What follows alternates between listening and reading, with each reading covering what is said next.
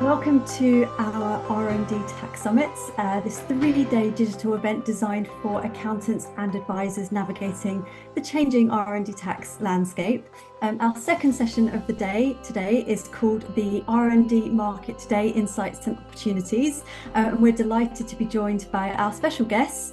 Steve Cox, Director of Business Intelligence at Iris Software, is hosting this roundtable discussion and is joined by Jaquetta Jackson, Head of Tax and Compliance at Chadsan, Adam Morris, Director at Fusion Consulting Group, and Mike Dean, our co-founder and MD here at WhisperClaims. Before we get going, just a tiny bit of housekeeping. If you'd like to chat to us, please have your chat boxes open and ready with settings switched to panelists. And if you'd like to chat to us and the audience, you can switch and toggle to panelists and attendees. If anyone does have any questions today, and we'd love to hear questions from you, please can we urge you to use the Q&A box, which is around the middle of your ribbon at the bottom of your Zoom screen. We may be sharing some resources within the chat box, and it just means that we can make sure that we don't miss any questions. That's everything from me. Over to you, Mike. Brilliant. Thank you, Suze. So just before we get going today, I just wanted to just say a few words about the tax summit and the R&D tax summit and why we've set this up. There's been so much change in the R&D tax market in the last 18 months or so, and lots of talk about the structural changes and changes in HMRC behaviour too. A lot of it, actually, if you look at the kind of LinkedIn bubble, has been given a sort of slightly negative spin. And what we wanted to do is, over these 3 days, just sort of take a different approach to this. And yes, look at the structural changes. And in fact, those of you who joined us this morning will have been through a session where we looked at those changes in some detail. We wanted to sort of take this a much more holistic view of the market, the impacts of these changes, and ultimately some of the things that you as practitioners can do to mitigate for the changes and to work more closely with your clients going forward. So that was the driver for the sessions. We've got across the 3 days a total of 6 sessions, and rather than bore you with those now, Suze will post up the link that you can see there on the screen in the chat. So for anyone who hasn't signed up for any of the subsequent sessions and has got an interest, do take a look, and please do join us for any of those sessions. And when we get to the end of the session today, I'll just put another quick slide up just showing you the breakdown of those remaining sessions as well, so you'll have a chance to look at that in a bit more detail. So that's why we're doing it, and I'm going to hand back to Steve now for this afternoon's session. Thanks, Steve. Thank you very much, Mike. So good afternoon and welcome to this session. We are going to be covering all off around kind of what's been going on the R&D landscape. As Mike and Suze have just kind of explained, there's been a huge amount of change, not just in the legislation and the rules, but actually in what's impacting firms, but also the way that HMRC are taking their approaches to this. And as Mike's just clearly articulated, we wanted to hear really about how this has been impacting the firms themselves. So this afternoon's session, we're going to talk through what the impact's been on firms, and Adam and Jaquetta are going to give us their views on all of that. What we're also then going to go and do is have a look at a bit of the background as to how each of Adam and Jaquetta got into the whole world of R&D. But then we're going to kind of come to Mike as well, and we're going to find a little bit more about what do we think is going to happen next. The world's a bit turbulent at the moment, but is that going to continue, or are things going to improve? Throughout this whole session, if you've got any questions, just pop it into the Q&A panel, as Suze mentioned. I'll be keeping a close eye on it as well, so that we can either hold them all back to the end, or if there's something really relevant, I'll bring it up. But without further ado, let's introduce our panel. So I'm going to go around the room quickly. So Mike, I'm going to start with you, as you've already been talking. So Mike, very quick, who are you? What do you do? So I'm Mike. I'm one of the co-founders and MD of WhisperClaims. Just really quickly, what are WhisperClaims all about? We empower accountancy firms to deliver R&D tax services under their own brand through a combination of software, learning tools, which includes webinars like this, of course, and our advice line, which is a direct link to expertise. So for anyone using the software who wants an insight into eligibility, any particular issues around the legislation, any challenges they're working with their clients, we're there to help them. Brilliant. Thank you very much, Mike. Adam, do you want to give us a brief introduction of yourself? Yeah, absolutely. Hi, everybody. So I'm Adam. I'm one of the directors of Fusion Consulting Group. We are a professional services group offering a range of different services for entrepreneurs and fast-growing businesses. R&D, just briefly, was something very important to me because I previously had an IT business, and so IT and tax, natural conclusion, R&D tax credits. Brilliant. And last but not least, Chiquetta, how about yourself? Hi, hi everyone. I'm Chiquetta. I am head of tax and compliance at Chadsan. Chadsan is a sort of a small boutique accountancy practice, which is we're technology driven, so that's at the heart of everything we do. And yes, we support and advise entrepreneurs and fast-growing businesses in all aspects of accounts and tax. Not just compliance stuff. So, yeah. Fantastic. So we've got a good view here of an expert in Mike. We've then got professional services team in Adam, and then life and a practice from Chiquetta. So let's kind of dive into it. I'm not going to ask you all to go through all the legislation. That's already been covered in other sessions, thankfully, so don't worry. But what I really want to know is kind of with all the changes that have been going on, how's that been impacting your firms from how you've either been interacting with clients or from an HMRC point of view? And Adam, let's start with you. How has these recent changes kind of impacted the way you've been working? It's been very difficult. A lot of clients of ours have been creating very successful claims and getting them through for many, many years. And suddenly those claims which the clients always felt and we felt were eligible, HMRC have now opened inquiries and said, oh, actually, we don't think they are, even though, they've had successful claims for many years and we all stand by, what they're doing. So it's been very confusing for clients. A lot of people have said, oh, is it worth the aggravation? And should we be doing it? And we've always maintained that if we feel collectively it's an eligible claim, then they should make that claim. That's what the whole scheme is for. And certain people where maybe they were making more speculative claims, obviously those ones have stopped. So I think that whilst it's created a lot of confusion in the market, certainly for advisors, I think it has weeded out a lot of the people that were trying it on, but it's created a lot of pain for the eligible, claimants that now may be on the fence. We know that obviously the change in the legislation, the rules, and HMRC's focus was built around to get rid of those people that were probably pushing the boundaries, right? Absolutely. So you kind of agree in that so much that it was brought in for the right ideas, but maybe it feels like they're going a little bit too far, maybe pushing a bit too much. It certainly sounds like that from your experience. Is there anything in the kind of the claims that you're doing? Is it like in a niche area, or is there a particular type of claim that you're putting through at the moment that seems to be having more of a focus from HMRC's point than anything else? I think it's now, I kind of said this to Mike a couple of weeks ago, I think it's now guilty till proven innocent rather than innocent till proven guilty. Yeah. We've seen quite a wide range, quite a lot of IT software, that type of thing, just because that's the type of work we pick up. But we've seen everything into manufacturing. There doesn't seem to be a kind of rhyme or reason. But I suppose the good news is that, there are still a number of claims which are going through without all the pain. So it's not completely closed. We had a claim, quite a vanilla claim that went through a couple of weeks ago. They got paid out in record time. So there doesn't seem to be any kind of rhyme or reason.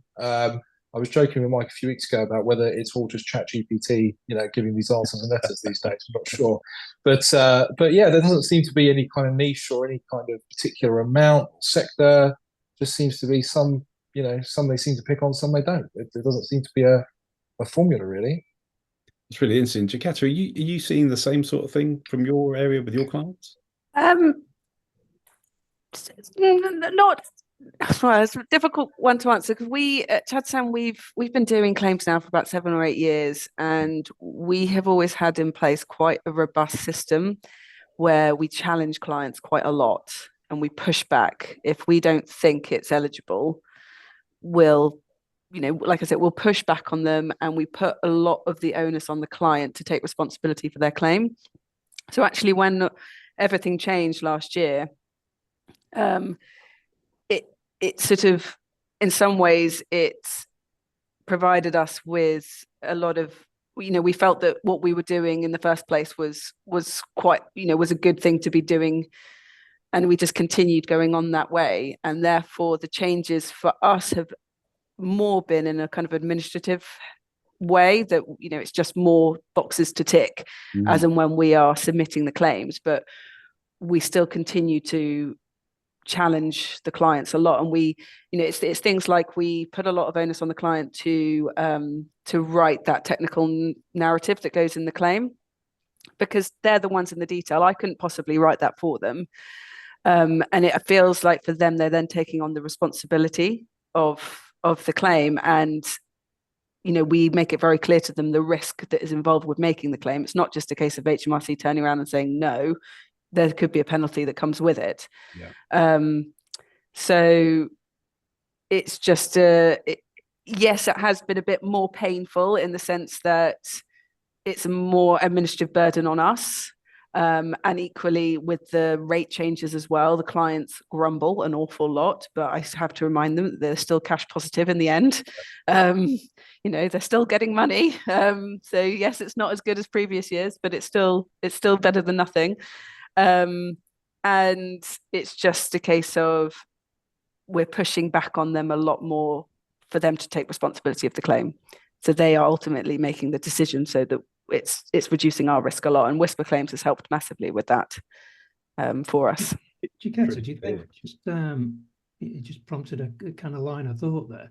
Do you think that in pushing back the way that you are, does that add to your kind of professional credibility? Do you think that's a good thing? Or I mean, the alternative is that clients see it as a pain and say, well, I'll go and work with somebody else. Yeah. What's the balance? I mean, that does happen. They'll say, right, well, we'll go somewhere else. And that's fine. We don't ultimately lose them as accountancy clients. They'll just take it to a sort of an R&D specialist. I believe it does improve credibility because we don't get inquiries. We've had one inquiry in seven to 8 years. And I feel that being able to say that to our clients helps a lot. That they can put a lot more trust in us that we will provide the right service and really question them. One of the things we do is obviously I will review the narrative that they write up and make sure it's hitting all of those HMRC guidelines. And I will push back a lot on those because I don't want to put through a claim. I feel like it would be a professional failure putting through a claim that I just know that it's borderline or it's just not quite answering the right questions. And I like to be able to say to clients that, we have a really, really good success rate. And that really successful success rate that you just mentioned there, it feels like over the last few years, this has been like a growing service for you. Do you think that the change in the rules are going to reduce the kind of demand that's coming from your clients, or the amount that you're going to go and do, or actually is it going to continue as business as usual for you? I think it will continue as business as usual because the changes, we try and keep all of our clients up to date with the changes, so it's not such a hit when we might calculate the claim and then they go, oh, hang on a second, that's 100 grand less than what we got last year, and I have to go back to them and go, well, if I grossed it up to what it would have been under the old rates, it's actually equivalent. So we try and keep them we keep them up to date with all the changes so that they are aware. I think we will start to see a drop off of the very low value claims, which, to be honest, they can go and because it's a lot. I think that they are not necessarily profit making ones for us, so yeah. That's fine. They are good ones to use for our staff in terms of training, the little ones to get the staff all trained up. But ultimately, I think clients won't. Because we put so much on them to do, when it's not a huge amount, it's just to write the narrative and to fill it, and to engage with WhisperClaims. But if it's a very small amount, they might not get involved with it, particularly if they know that the amount won't be building year on year. We have some clients who'll have a very small amount in the first year, but it will build up as business continues. So it will probably be business as usual as us with going forward. I think just to add to that, just a quick one. I think that one of the things that's going to certainly impact a lot of our customers going forward is the changes around UK suppliers and EPWs. I think that, again, a lot of our clients are IT based with big software functions offshore, and obviously not being able to claim for those costs is going to significantly reduce their claims. So I think that we're going to see probably a drop off. People may still make the claims, but obviously the quantum of the claim is going to be that much smaller because, if they've spent £400,000-500,000 in India, all of that's going to be ineligible now. So yeah, I think that will affect things differently. And Yeah, agreed. The geographical region for it obviously has an impact for it as well. Do you think you'll see something similar to Chiquetta in so much that you might not want to do so many of the smaller claims and then focus on some of the bigger ones now? Yeah, I mean, we don't do a lot of claims. The ones that we typically are dealing with at the moment are ones for existing customers where they've made prior claims. And kind of as Chiquetta said, quite rightly, people may, they may have embarked on a project, they've done the kind of, the first bit, and then it kind of builds from there. So we are seeing a lot of those clients saying, well, yeah, look, we're carrying on with this project. We still want to make those claims. We're not seeing as many net new. We do the same amount of marketing and we speak to the same number of people. But I think Chiquetta's right. I think the smaller claims where, they've now got the risk of a penalty and all these kind of things. I think that for it's the risk and reward in everything in life, isn't it? It's like, if you're going to get a £20,000 penalty and the upside is 30k, well, it's not worth it. But it's, I think, as I say, I think the existing projects, existing clients, I think that will continue. I do think the smaller ones will drop off. Net new. Interesting. And Mike, I'm going to come to you next around this because obviously you work with a variety of firms, whether they be professional services or whether they be practices. And I was speaking to funny enough, an Irish customer not that long ago around R&D, and one of the things that they had done is they built up this huge R&D arm for what they were doing. 50% of their recurring fees was coming from the normal practice, but then 50% of their fees was coming from R&D. Now, I caught up with them only recently, and they said that that's dropped from 50% of R&D now to 20%. They felt a massive impact for that.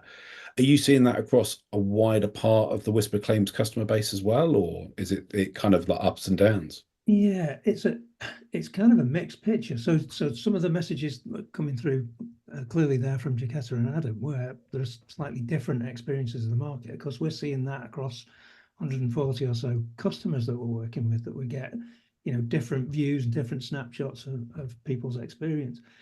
But I think if you just sort of rewind slightly and think about one of the big impacts of the changes that HMRC have made is the rate at which inquiries hit. So, the sample rate, if you like, on claims going through. Now, that used to be, up until 18 months ago, that used to be something like 1 or 2% of claims went to inquiry. I think just before Christmas, or certainly late last year, HMRC let the world know that was more like 20%. So that's the kind of quantum difference. And during the course of last year, the vast majority of that sort of 20%, those inquiries, were driven by either random compliance checks on a large scale, or targeting specific groups. So first-time claimants was one, for instance, where we believe pretty much all first-time claimants were going to inquiry for a period last year. Interestingly, one sector that appears to be getting hit hard just now is software. So exactly what Adam's experience has been, that he's experiencing a more kind of pointed focus on aggressive, than perhaps other sectors.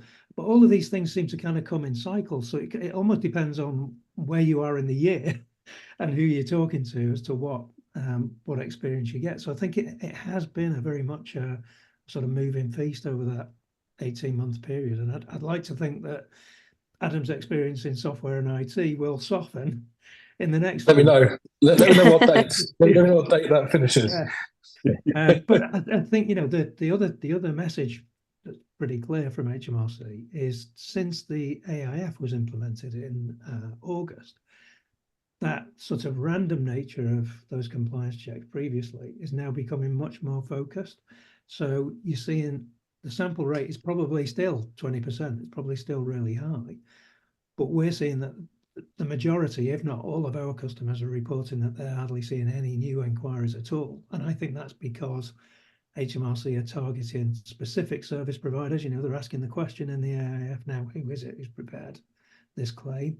They're looking for specific SIC codes. They're looking for specific markets where they think R&D shouldn't be taking place, which is still as crazy as care homes, restaurants, children's nurseries, that sort of thing, hairdressers. So, you know, they're now, because of the tools they've put in place, now able to target these things much better. So I think, you know, in general, for accountants who are into this for the right reasons to support clients with legitimate claims, they are seeing, in general, less of an impact now of this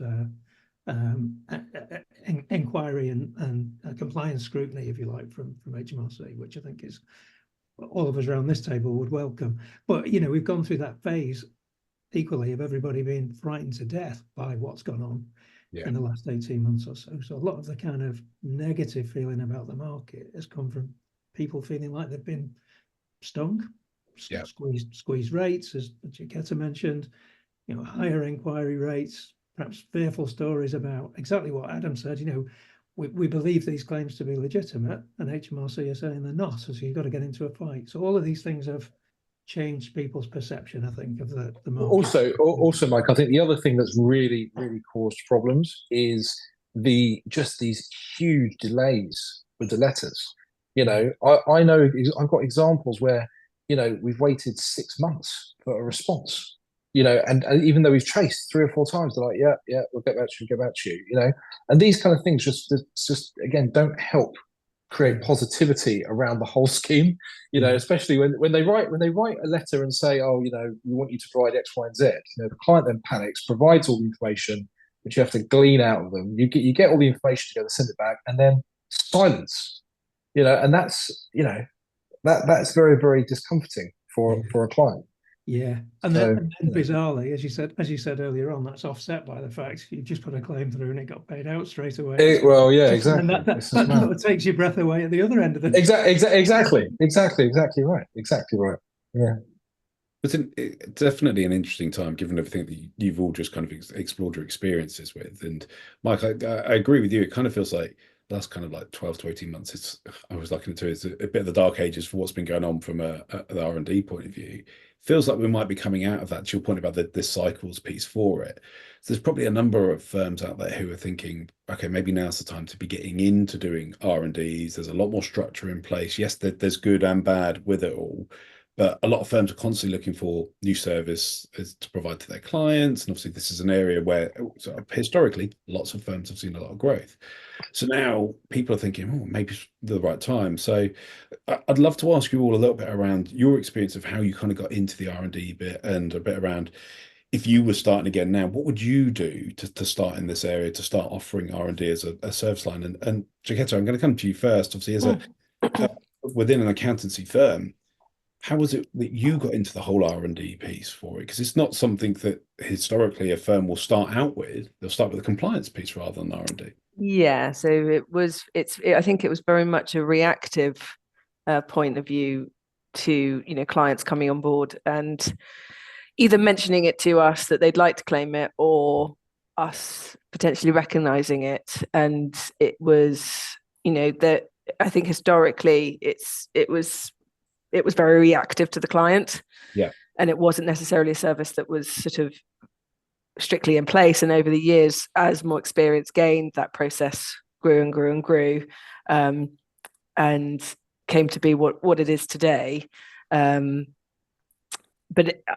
I think that if I was to do it now and start the process now, I'd be wanting to sign on with a software like WhisperClaims, you know, WhisperClaims, to help with that process, because it creates the structure that you need in order to ensure, with the strict rules that the HMRC have in place, it means that you can just tick all of those off through WhisperClaims, and it provides the support that we need just to keep up with all those changes. You know, I have a very busy job doing lots of other things. I don't have a lot of time to sit and do endlessly go through all of the changes that HMRC impose. And so it's very helpful to have WhisperClaims to provide those training sessions and keep us abreast of it. And certainly, and through the software itself, it keeps reminding you of certain things. You know, places where you can fall down, it will say, you know, do this, and do this. So it's very helpful to have that software to guide me through it, and the team. Because, you know, like I say, HMRC have created this process, a much stronger process now, And it's nice to have a software that has, that is replicating that process for us. And it's just to, fill in the bits, really. It feels like through using WhisperClaims now, it feels like you've almost got like an expert on hand for every claim you're going through for what you're trying to do. So when you started out, you didn't have that, right? It was no manual process. So. No. Yeah, we only started using WhisperClaims in, I think, July or August last year. So it was very much a reaction to the changes that were coming in place, and thinking, gosh, actually, although we think our process is pretty robust anyway, we just need that extra level of insurance to make sure that it's, that we're just as, the claims are just as robust as they could possibly be. And yes, some clients probably grumble a little bit about the extra cost, but it's just to constantly remind them that that risk is there, that their claim might not get through. And just by having the backup of WhisperClaims as well, it allows us to assess their risk areas, and go back to them and say, look, this is a bit risky, this is a bit risky. Shall we do something about it? Should we change it? You were talking about sick codes earlier. Off the back of the review on WhisperClaims on one client, we had a client who had never updated their sick code, even though they were working in a completely different sector. And we changed the sick code before we submitted the claim, funnily enough, out of software. But it just meant that it reduced that risk. And I wouldn't have known that had it not been for WhisperClaims. So really, I suppose your advice to anyone thinking about starting this now would be, you probably do need that added expert who's constantly on hand, and WhisperClaims has been a great experience for you guys. Yes, it's been brilliant, because they are very very responsive.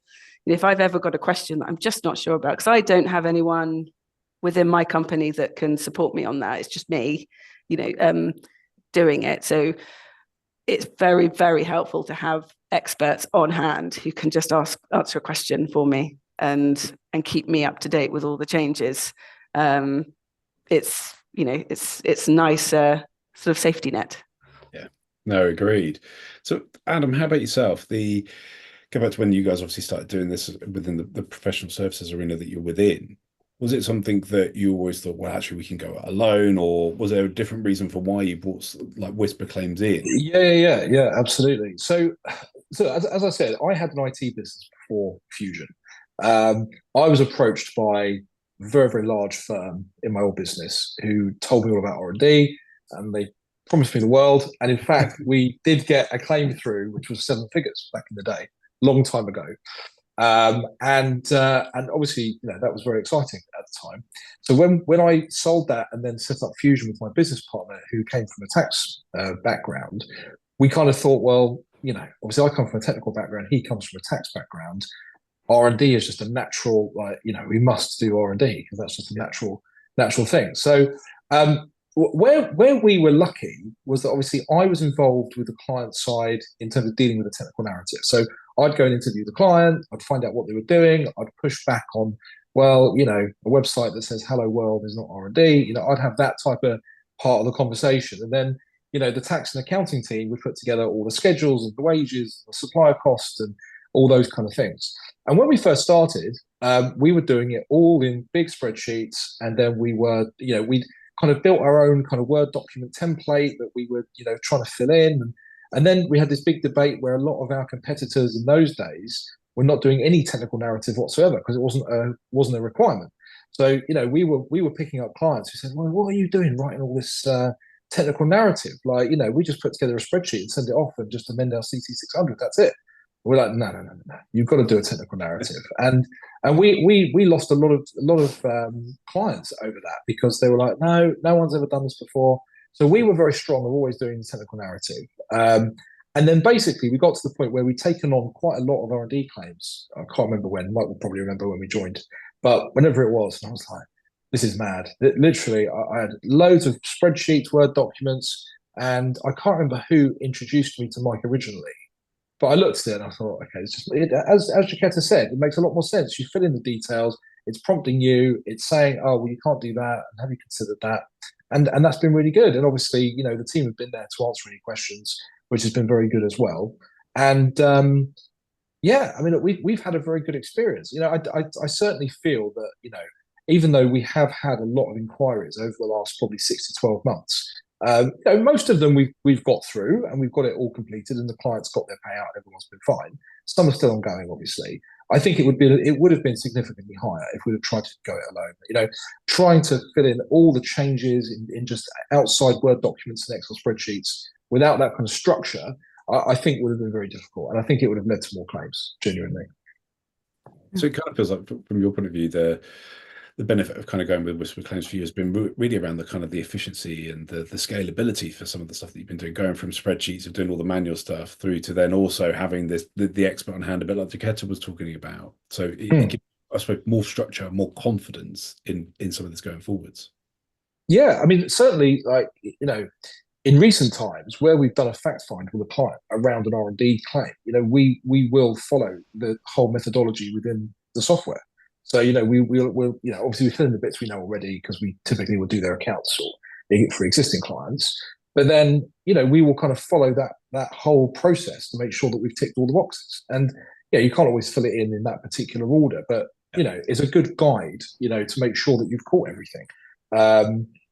So yeah, I mean, as I say, I certainly do feel that we would have had more claims and more inquiries if, more inquiries, not claims, more inquiries if we wouldn't have used the software. Definitely. So it sounds a positive experience for both of you. So, Mike, obviously coming to you now as well from a point of view of looking at the broader piece. So I imagine where firms are now thinking, okay, this sounds really positive. Both Adam and Chiquetta have had some really good experiences. And obviously having the software has really helped them. What would be your advice to firms that are now starting out in the world of R&D? Is there anything you'd tell them to go and do that might be different than they would have done maybe 18 months ago? I think probably the first thing I'd say is that we've seen a big shift in the reasons why people come knocking on our door in the first place. Yeah. Some of which is kind of embodied by what the guys have just said. But if I go back, well, certainly beyond 18 months, let's say 2-3 years ago, the majority of people coming knocking on our door were looking for an additional revenue stream, probably looking for adding to the bottom line in the firm as well. And so they were looking at R&D as an additional service line purely for revenue growth. That's not the case now.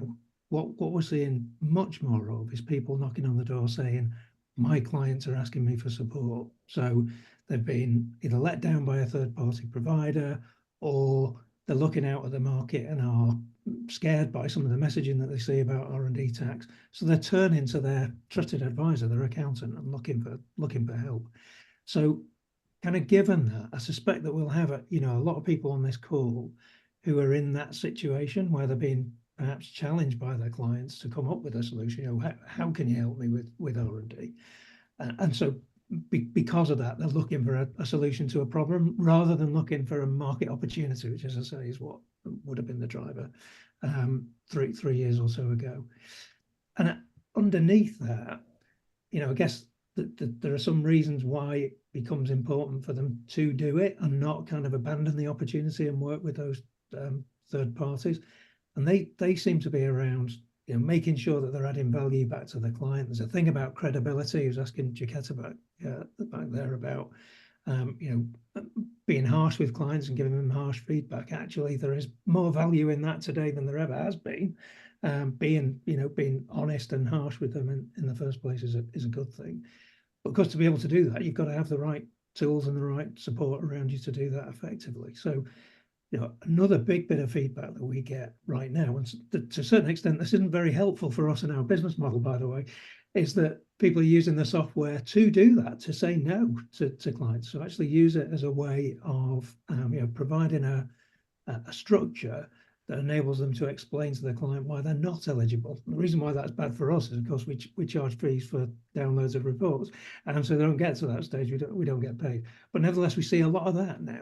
That the value add is almost in taking care of the client and being seen to do the right thing and not to be that kind of revenue and bottom line hungry animal that appears to have created the situation in the market that Mike, I'll just add something onto that if I can. So one of the things that we find quite interesting, we had a situation where when we did an R&D webinar I don't know, probably 2 years ago.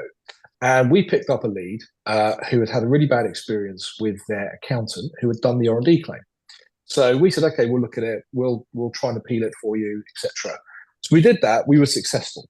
And as a result of that, they moved accountants to us. Right. Okay. So that was obviously very good for us at the time. But I think that there is a cautious tale there, because I think that because R&D as a scheme is now much more widely known about, in the business owner, entrepreneurial type community, SME community, I think that if their accountant is just like, no, can't do R&D, like they don't know anything about it, they don't have that experience, everything else, there is the risk. Obviously, there are very specialist R&D firms out there that will just do the R&D.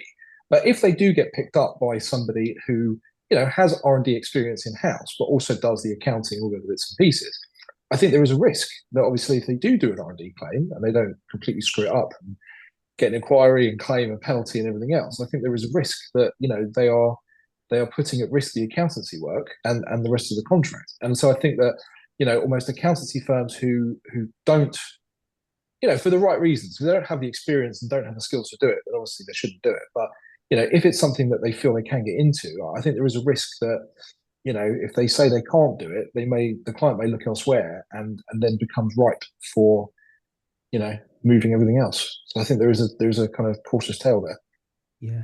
Yeah. I would agree with that. So it kind of feels like for people who are thinking about starting out now is still a good time to go and do that, as long as there's a lot more structure in there about potential pushback onto clients as well, to ask them for more information, to gather as much as possible and follow the structure. Ultimately, it feels like there's still an opportunity there for firms to go to your point, Mike, make additional revenue and impact the bottom line as well. But that's today. Question is, what's going to happen next? Now, we've seen a lot of change in the last 18 months. So, Mike, here's your chance to get your crystal ball out. How do you think the future is going to kind of change further in the R&D world?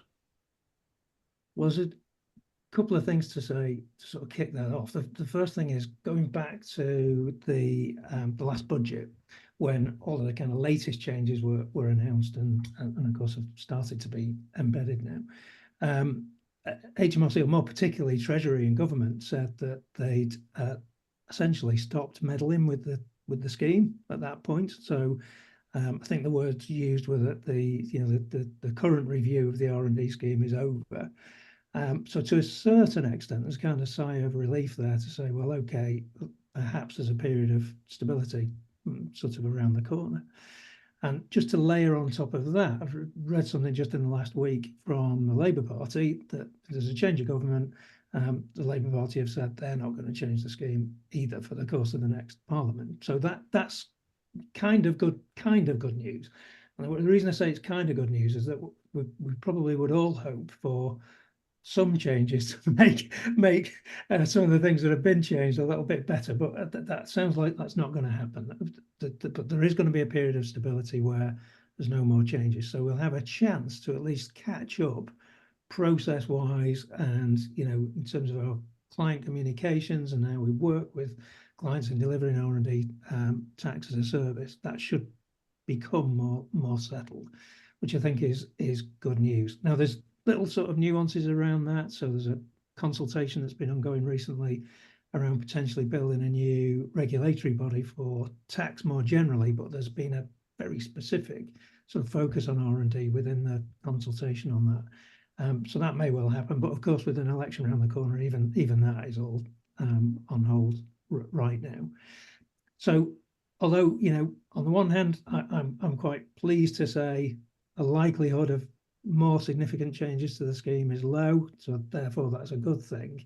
That also means we're going to have to live with some of the changes that have already been made and some of the pain that's brought with it. But I think we should all welcome that stability, and that should enable service providers to go out and be more confident in what they're offering, at least knowing that the rug's not going to get pulled from under them in the next few months with another change to the scheme. So it feels like the review is done. Long live the review, then, as far as we're concerned. So, Adam, as you've heard from Mike there, it sounds like the future sounds much more settled than it has been over the last 18 months. Is this something that's going to help to build confidence in your client base around the claims and also around you and your staff as well to go forwards with more claims now? Absolutely. I mean, as Mike said, the stability is key. Going back and to a client 3 times in 12 months or 18 months and say, actually, it might take HMRC that long to reply to a letter these days. Who knows?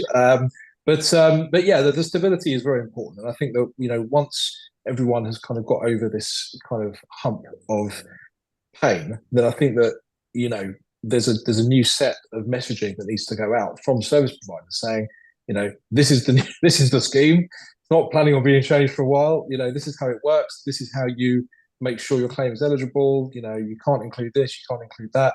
I just think things have been so volatile that I think certainly from our perspective, we've been nervous to put much out there from a marketing perspective.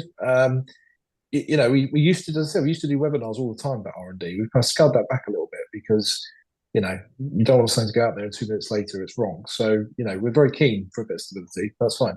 Even if it's the current stability, we'll take any stability. I'm sure we can all appreciate that.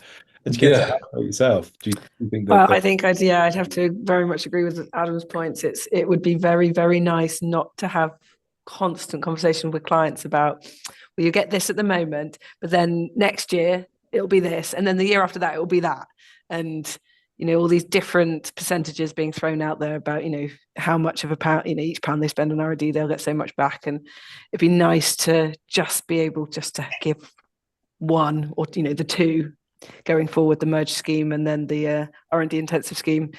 Just that's 2 different numbers going forward, and I'm hoping that it will also provide a lot of stability within training in the company. That it's all the changes that keep happening and constantly having to keep staff abreast of everything and going, oh no, actually this client's got this year end, so you're going to have to split the year in order to provide, that part of the year has to have the 130%, that part of the year has to have the 86%, and it would just be nice to have more stability and roll out training to staff where they can follow something that is going to stay put going forward. Yes, and also when it comes to marketing to our clients, the R&D, it will make life a lot easier. Just sticking with the same wording going through. I think the knock-on effect of all of those points that you both made there is it'd be nice to think that a period of stability will also mean that HMRC and the caseworkers in HMRC will also get more familiar with the rules, and that ultimately those turnaround times that Adam was expressing frustration about earlier on will improve because of that. That you'll see processes settle down within HMRC as well, and that's got to be a massive help to all. As long as they keep their subscription to ChatGPT, they'll be fine. We've all seen those letters, haven't we? But it definitely feels like the period of change might be coming towards an end. And obviously through any period of change, you're going to have a bit of a turbulent time. Now that we're getting to some more stability and hopefully for the next kind of like foreseeable future, as far as we can see, there's not going to be that much change ahead. So for firms who are starting to think about more, how do we expand this out into our existing client base, to both Adam and Chiquetta's point, it's been historically those clients you've already done the claims with that are likely to continue forwards with them. Maybe now's the time, as we get into that point of stability, to start remarketing back out to the rest of them to be able to then grow those services more. Sorry. Go on, Chiquetta, you go. You might be about to make the same point as me there. Well, no, I was just going to say, when it comes to, I think that we need to start processing new changes in terms of our marketing because of this, going out to new clients that haven't necessarily had R&D claims before because of the form, which I've completely forgotten the name of. The AIF. Do you mean? Not the AIF, the pre-notification. Pre-notification, that's the one. Because that has to be done within 6 months of the year end. And, previously when a client has come to us and said, we'd like to claim R&D, we'll look back 2 years. If we can get them the claim 2 years ago, if the 2-year deadline hasn't passed. And so what I haven't quite got my head around yet, and we'll have to start thinking about it, is as part of our marketing, is how we reach out to clients to go, have you thought about this? Because we need to start thinking about it a lot earlier in order to make sure we're capturing that the pre-notification before those 6 months are up. Sorry, yeah, that was just. No, that's right. There's a chase to make sure you don't miss those opportunities, essentially. But yeah, Steve, I was just going to say one thing I think that's kind of important to say looking forward is that, you know, if pre the last budget, if the R&D tax scheme hadn't existed at all, and what was announced was a new R&D tax scheme, brand new thing with the structure and the benefits that the new scheme holds, maybe even also announcing that there's going to be a 20% sample rate for inquiries, I think everybody would be sort of shouting from the rooftops about what a great scheme that is. The reason there's so much frustration, of course, is because it's very different and it's squeezed and it's more difficult than it was before. But actually, there's still benefits there for clients who are doing appropriate work. And, you know, the whole market shouldn't lose sight of that. It's kind of easy to get wrapped up in some of the negative messaging out there about, you know, woe is me as a service provider, I'm being battered by HMRC, when actually there's benefit there for clients, and we should all be focused on delivering that. Mike, the call that we've had, or the emails that we've had, when a client says, "Oh my God, it's just landed in the bank account," you know, that is a very that's a very good thing. Clients are very, very happy. You know, look, the scheme is good. The scheme is good. And I think you're right. You know, if there wouldn't have been a previous scheme and they would have just come out with this, then I think everyone would have been very happy. But yeah, it's a marketing thing. It's just about how it's now perceived and how the messaging is portrayed, I think. Yeah, absolutely. So we're just about ready now for some questions from the audience. So if you've got any, pop them into the Q&A box right now. As we just heard, it feels like we've got a real opportunity to drive this forwards. It might not have been as big an opportunity for the sides of claims that historically would have been there, but it's definitely still available. If you've got any questions around what would a good claim look like now, or how could we do a better review process, I'm sure Adam, Jaquetta, and Mike will be able to give you their wisdom already. To Jaquetta's point already, potentially looking at the SIC codes to make sure that they are the best possible one that would align with the business, that wouldn't potentially hire the risk for anything. That's going to be one of them.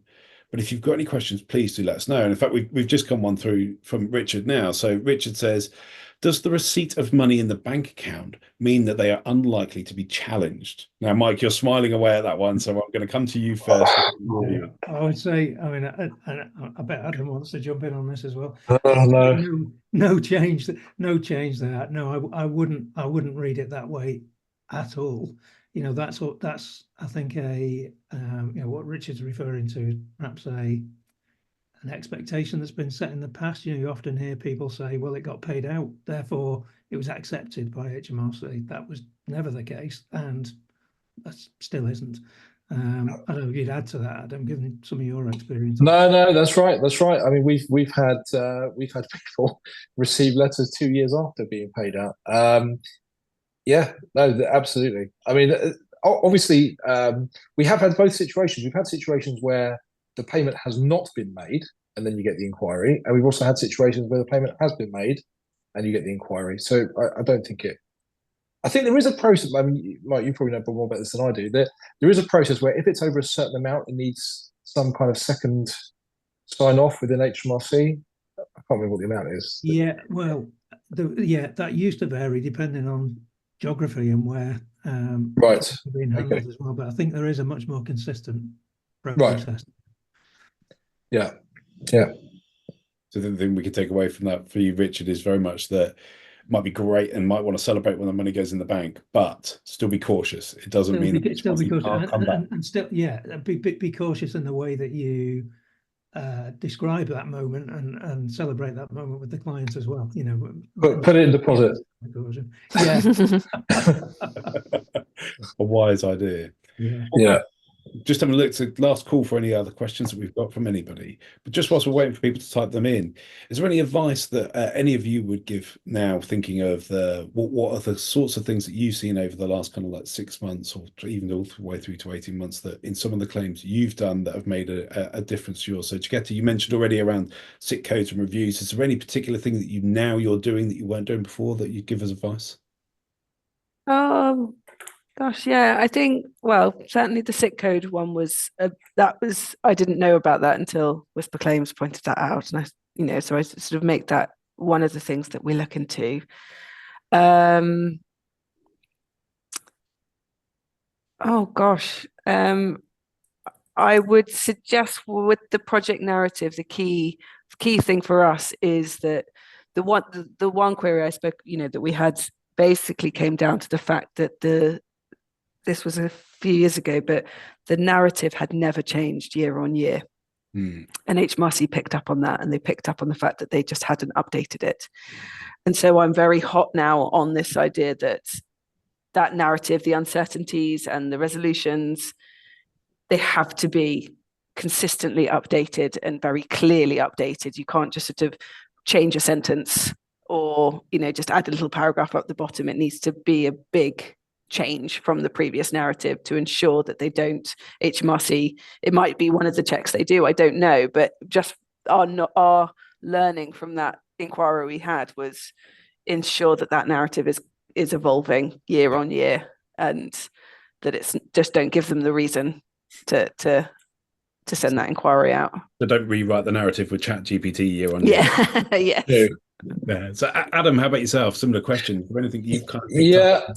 Yeah. There's one thing that we started doing. I can't remember, Mike, when you added this. You did like a kind of picture upload. How long ago was that? Oh yes, yeah. Actually, that was quite recent, probably in the last 12 months or so. Oh, was it? Yeah. So what we've done is we've asked for the clients, again, particularly in the software side, to be able to give us a kind of some screenshots of processes or some of the software, just to kind of add a bit of weight to it, just to be able to prove that there is something there. We've done that on all the kind of recent claims. We've added that kind of real life example, screenshot, images, processes. We've done that. We've added that. That's kind of been one of the key things we've done. SIC codes as well is an important one. Just really pushing on the narrative. I think we've never had any claims where they've argued any of the numbers, I don't think, off the top of my head. I think it's more been a case of, under the BIS guidelines, please demonstrate how, and so we've kind of just pushed really hard on those areas and kind of like written more and more and more. Probably the size of technical narrative, you can probably see on a graph, has kind of just grown over the last 12 to 18 months. But yeah, I mean, that's really what we've done. We've added images and kind of evidence, and we've just pushed harder on the technical narrative. Yeah, that's pretty useful. One thing that WhisperClaims does, which I find great, and it's a lot of the times that I actually say to clients, is using WhisperClaims. The report that comes out from it puts in so many buzzwords that I think HMRC just go, yep, they're saying all the right things. And it's brilliant for that. It's got this great chart of the one of the, I can't think whether it's 0.8 or 0.9 in their guidelines. Yes, of 0.9, Chiquetta. 0.9, yeah, how much work they're putting into the different areas that you can do R&D in. And I just think that visually, that's a great thing for HMRC to look at. And the wording that the report produces around that is really helpful. And it's just a case of HMRC clearly get these reports and just go, yes, they're saying all the right things. And that helps as well. That actually links quite nicely into a question we've just had from Mark. So, Mike, I'm going to come to you for this one. So, Mark's written HMRC steps to take compliance. 8 of 13 points all about technical uncertainties, which most of our technical clients struggle with when they're reporting. What are your thoughts on that? So just reading that question, I think Mark's referring to is maybe a specific inquiry that they're going through and they've had. I'm guessing what he means is 8 of the 13 points that are raised are about those technical uncertainties. So I think the first thing I'd say is kind of back to what the guys have just said around the client's involvement in getting the technical narrative together in the first place. So we've, listening to the two of you, you've always been hot on that. You might have become even hotter, but you've always been hot on that.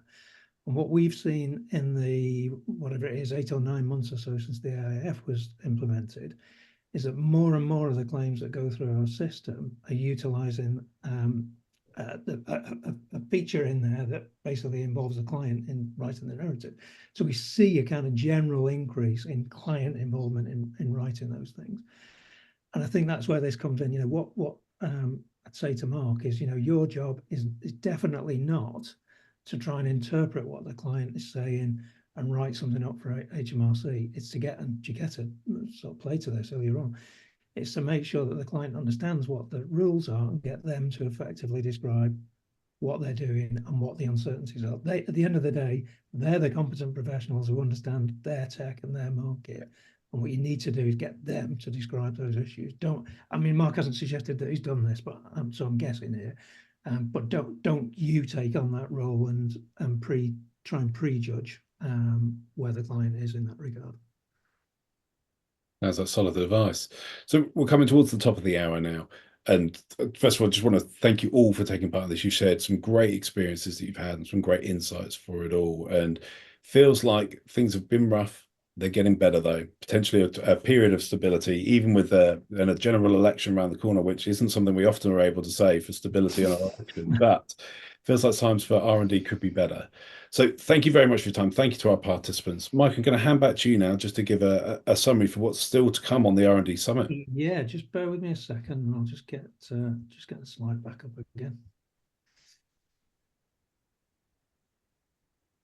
There we go. So just to sort of quickly round up what's coming over the next 2 days. So tomorrow, Wednesday, the overall theme is Kickstarting Innovation. So we've got a session from Vision to Value, that's success stories from the industry. So we've got 3 practitioners there talking to us about their experiences and going even deeper than we have done today. We've got a session in the afternoon, which is from Richard Edwards from the R&D community. That's about building competence in R&D tax. Richard's particular area of expertise is around training for R&D. So we'll be talking about why that's important and how it kind of manifests itself in the real world.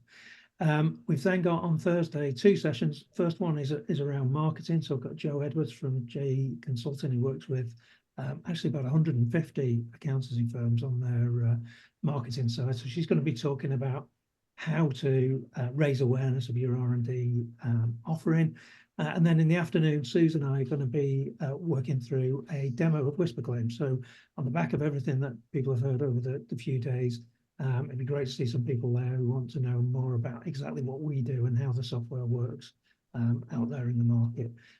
You've seen the links to those already. So anyone who's interested in those sessions is not already signed up, please do that. And thanks very much for coming along today. So thank you very much again to all of our panelists, and thank you for all of those that have joined us today. If there's any questions at all, you know who to come to for Adam, Chiquetta, and to Mike, and hopefully we'll see you on a future webinar over the next couple of days. Brilliant. Thanks, Dave, and thanks, guys. Thanks very much. Thank you. Bye. Bye.